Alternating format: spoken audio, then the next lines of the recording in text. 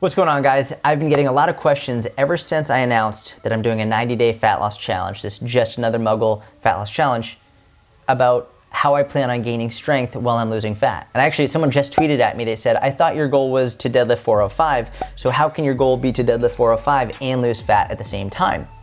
And I'm super glad they asked, because it's a very common misconception that you can't build strength and lose fat at the same time. I very much believe that if you are not getting stronger while you're losing fat, your strength training is off, or your nutrition is off, or a combination of the two. Sort of where this myth stems from is the idea that in order to get stronger, you have to get bigger muscles. It's true that a bigger muscle has the potential to be a stronger muscle, but it's not true that you can't get stronger without getting bigger. They're not one and the same. Strength is not solely a function of muscle size. Strength is also a function of how efficient your brain is at telling your muscles to fire more quickly, more powerfully, more explosively. It's called a rate of force development. So you have how much force you can produce and also how much force you can produce in a certain amount of time. And when you can take the amount of force you can produce and produce a higher percentage of it more quickly, you're way stronger. And that's what this workout is that I'm gonna walk you through. That's what the whole goal of it is. It's a speed deadlift workout. A lot of powerlifters call it a dynamic effort deadlift workout. And the whole goal of it is, yes, to increase the amount of force that you can create, the amount of strength that you can produce, but also increase the rate at which you can produce that amount of force, which is a very powerful, very important part of strength that a lot of people overlook. And for example, if you look at gymnasts, some 90 pounds, 100 pounds, 110 pound gymnasts, they look tiny, but they're so strong. It's because they're very efficient with their brains telling their muscles to fire and to fire very quickly and explosively. So that's the goal of this workout. And if you follow along, you're gonna see how I structure it so you also can get stronger, get more explosive, produce more force more quickly while you're losing fat at the same time.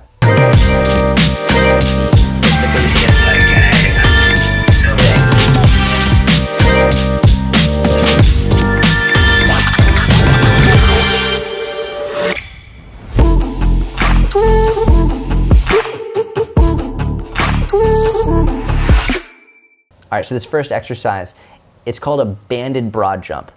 And for the cliff notes, 3 sets of 5, 60 seconds rest in between every set.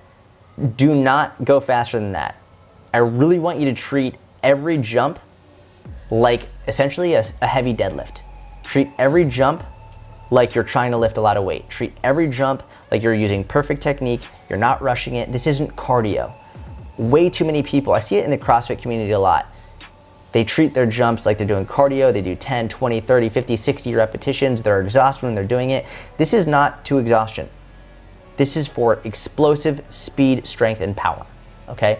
Now, the band around my waist, this is a really cool trick that I use. Basically, the resistance that it adds to my jump, it's nice, but it doesn't do that much. This is more of a mental trick and cue that I use so that when you have the band pulling you backwards, it almost makes you a little bit scared that you're gonna get pulled back by the band, which forces you to focus more on the jump and put much more speed and explosive strength into that jump every single rep.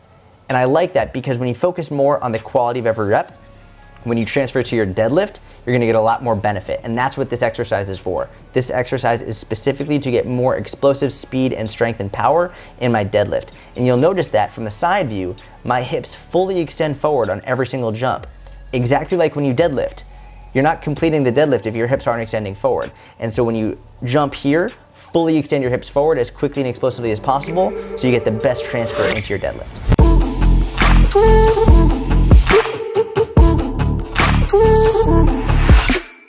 All right, so for the second exercise, it's a banded speed deadlift. And a lot of powerlifters, they call it a dynamic effort deadlift. Either way, the cliff notes are 6 sets of 3 reps, and you take a minute rest in between every set. Now, really quickly, a lot of people ask, how come you're doing 6 sets of 3 rather than 3 sets of 6? And it's a really good question. And the simple answer is, when you do 6 sets of 3, you're not fatiguing. You're not fatiguing as much as if you're doing 3 sets of 6. Because if you're doing 3 sets of 6, or 7, or 8, or 9, or plus, you fatigue more. Your technique goes down the drain. When you're doing 6 sets of 3, you can focus on every rep and give it much more quality and attention to detail and focus on being as explosive and powerful as possible. Whether you're doing 3 sets of 6 or 6 sets of 3, it's the same total amount of reps, But when you're doing 6 sets of 3, it's way more higher quality reps with a higher force output. The band around the bar, the main thing here is, you notice a lot of people struggle to lock the weight out as the weight gets heavier. What this does is, this specifically trains your lockout strength and speed. And what a lot of people, they miss out on is, or they forget or don't realize that your movement is a habit. If you don't train yourself to move explosively, you won't move explosively, especially when you put more weight on the bar. When I'm using really light weight like this, like 135 pounds, if I put that band around the bar, as I elevate the bar and as it gets closer to lockout, it's a mental cue for my mind and body to accelerate as quickly as possible. And when I do this with lightweight, and then I go to heavyweight, I'm going to remember that form, remember that speed, remember that power, and all of a sudden, I'm able to lock out weights that I wasn't able to before, and I'm able to do it more quickly and explosively. Even if you don't use the band, always remember, move quickly and explosively. And if you do use the band, it might help you accelerate faster when you take the band off.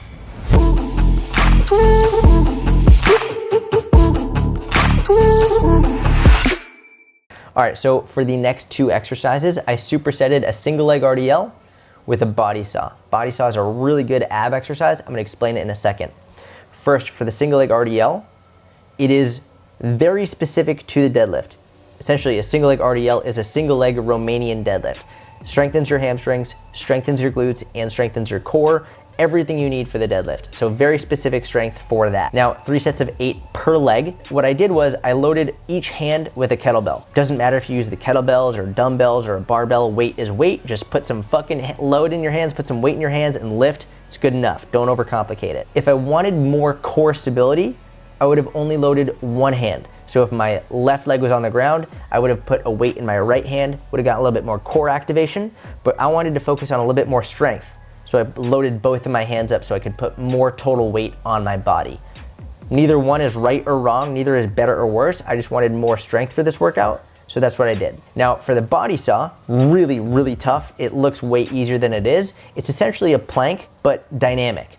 In a regular plank, you're static, you're staying in the same position. By pushing myself away and then bringing myself back in, it makes it more of a dynamic movement. What it does is it increases your lever arm. So as at the longest position, it puts the most stress on your abs, which makes it way more difficult. And essentially, relating it back to the deadlift, if you don't have a strong core, you're not gonna be able to deadlift a lot. A lot of people say that all you need is to squat and deadlift and bench press and you build a strong core. And maybe they're right. In my opinion, it's like, why not focus some exercises specifically on core development, if nothing else, to keep your back safe. 3 sets of 8 per leg for the RDLs, 3 sets of 10 for the body saw, really tough superset.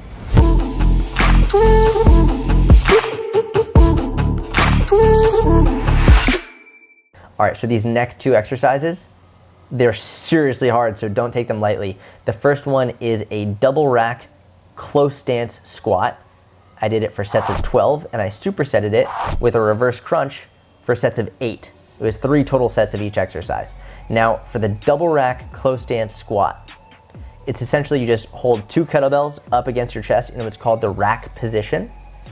You get your feet about shoulder width apart, just a closer stance than usual. It doesn't matter if it's closer than shoulder width, slightly wider, just a closer stance than usual, and did 3 sets of 12 squats here. The double rack position, it puts a lot more stress on your core. When the weights are held in front of you like that, it forces your core to work way harder than if the weights are behind you or on your back or something. So I like that specifically for deadlift performance because again, it's training your core, making you work a lot harder in that position. It also blows your quads up. And I think a lot of times when people are training for their deadlift, they neglect their quads. They focus way too much on their hamstrings and glutes. Maybe not too much, but when you only focus on your hamstrings and glutes and neglect your quads, you're gonna have some imbalances. It's gonna be a problem. So I like to have some quad work in there.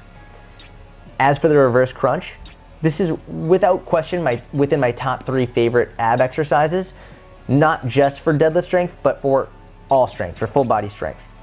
The main thing here, and I have a reverse crunch tutorial that we'll put on in the description of this video for you to click on. People go way too fast. And the whole point here is to control yourself down to the very bottom on every single rep. Actually, what you should do is, rather than explaining it here, go click that link in the description of this video so you can see exactly how to do it. Just know I did 3 sets of 8 here and supersetted it with 3 sets of 12 for the close stance squats.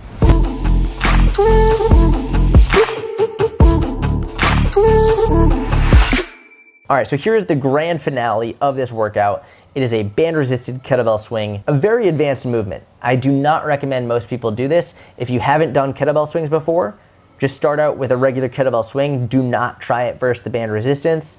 I would say only do it versus band resistance if you are very experienced with them. For the same reason that I did versus the band for the broad jumps in the beginning, and same reason why I did versus the band for the deadlifts in the beginning, is I want that mental cue of explosivity. Go as fast as possible on every single rep. When you have that mental cue, it forces you to really emphasize that super fast, super explosive movement.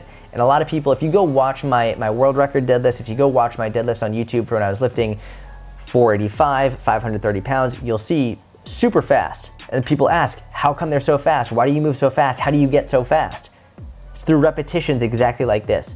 Thousands upon thousands upon thousands of explosive reps done deliberately for that. And Rico, he laughs. He's like, dude, you're sweating so much. You sweat so much in your workouts. And I think genetically I sweat a lot, but also I think that when you focus so much and so hard on doing things a certain way, you put more effort in and you end up sweating more.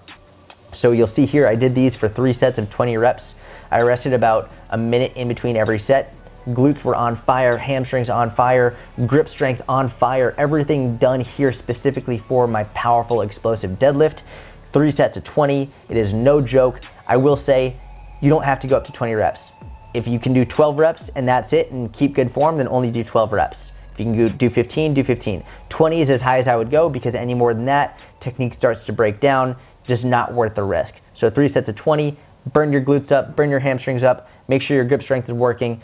Be explosive, move as fast as possible, crush this workout. Good luck. Like the video if you liked it, subscribe if you don't already, make sure you hit the bell so you get notified when a new one comes out. Let me know in the comments how you're doing. If you're doing this with me, if you're doing this workout, let me know. If you're doing the 90-day Just Another Muggle Fat Loss Challenge, let me know. I love you. I'll talk to you soon.